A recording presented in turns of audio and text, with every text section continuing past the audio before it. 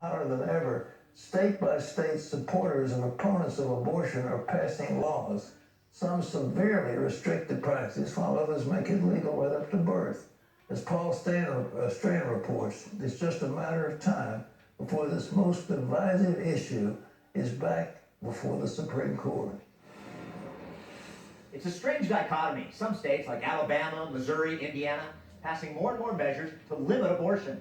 Legislators have proposed more than 250 pro-life state laws in just the first third of this year. But at the same time, other states are building high walls around abortion to protect it. Mike Fichter, the head of Indiana's Right to Life, explains what's going on. At this point, with Justice Kavanaugh now sitting on the court, any abortion-related bill that percolates up before the full court could be a vehicle to overturn Roe v. Wade. Indiana lawmakers don't like to see their bills judged as unconstitutional, but if that means a Supreme Court hearing, it could be worth it. We do think that a lot of these protected pro-life laws will receive a more sympathetic hearing with today's court than they received previously. Kenneth Falk heads up the ACLU of Indiana. Clearly, there's a legislative strategy to push as many challenges to Roe and as many abortion restrictions as possible. Catholic University's Michael New says the percentage of Americans turning pro-life has gone up both in opinion and practice. Since 1980, the U.S. abortion rates declined by 50%.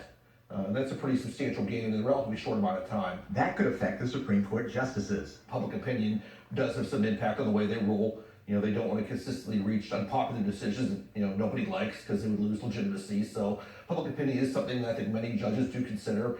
And I think that does bode well for the pro-life movement. Both sides of the abortion debate are realizing Roe v. Wade is going to topple. Sooner or later, it's going to topple. Some states seem in a panic that the Supreme Court might rule any abortions illegal. You have states like New York that are trying to get ahead of the curve to say, we don't care what happens with Roe v. Wade. We're going to keep abortion fully legal in this state. Democratic parties move pretty aggressively to the left on these sanctity of life issues. And on the other side, we see really a surge in activism, especially in conservative states. It's all just building into this huge crescendo that's bringing this issue front and center. Constitutional law attorney Jenna Ellis points out Roe and the related case Planned Parenthood versus Casey didn't actually grant a right to abortion, but a right to make one's own healthcare choices. And that right to privacy covers some abortions in some circumstances. These new contested state laws deal with all sorts of different issues surrounding abortions.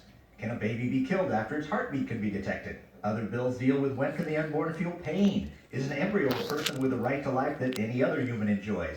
Can a baby be aborted simply because of its gender, race, or disability? Questions that deal with what types and circumstances of pregnancies can a woman choose to get an abortion. The ACLU's Falk says for pro-choice advocates, the court approving any restriction is a clear threat. If you allow the state to say, no, we have an important reason to stop an abortion, then the states can always articulate what they deem to be important reasons. It certainly is a threat to the existing rights to abortion that exist in America today. About a third of the states are fighting to restrict the practice in various stages, while another group is against any restrictions, even for babies who survive an attempted abortion. I think it's exposing how serious there is a rift in the culture on this issue. We even have to debate, should we give medical treatment to a baby fully born alive? And to see the United States Senate unable to even advance that legislation is really shocking. At the extreme, some state legislatures have already passed laws that would immediately ban abortions